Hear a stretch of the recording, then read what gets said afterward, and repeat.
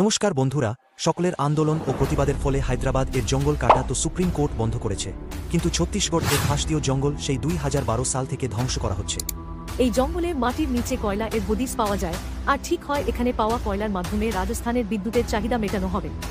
আর এর পরেই সেই 2012 সাল থেকে প্রথম পর্যায়ে সরকার আদানি এন্টারপ্রাইজের মাধ্যমে প্রায় 96,000 গাছ কেটে ফেলেছে এবং দ্বিতীয় পর্যায়ে চালু হয়ে গেছে, যেখানে আরও 2.5 লাখের মতন গাছ কাটা হবে। আর এর ফলে সেখানে জীব বৈচিত্র্য ধ্বংসের পথে এবং মানুষের সঙ্গে হাতিদের প্রতিনিয়ত সংঘর্ষ হচ্ছে এবং পরিবেশের বিপুল ক্ষতি হচ্ছে।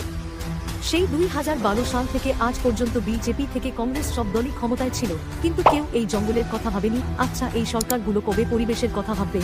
রাজস্থানে তো সারা বছর প্রখর রোদ থাকে, তাহলে সেখানে তো সৌরশক্তি এর মাধ্যমে খুব সহজেই বিদ্যুতের চাহিদা মেটানো যাবে। একটা কথা মনে রাখবেন, বিদ্যুৎ পাওয়ার অনেকগুলো বিকল্প থাকলেও গাছ ছাড়া অক্সিজেনের কোনো বিকল্প নেই। তাই ভিডিওটা প্রচুর পরিমাণে শেয়ার করুন, যাতে হায়দ্রাবাদের মতো হাসতেও জঙ্গলকে বাঁচানো যায়।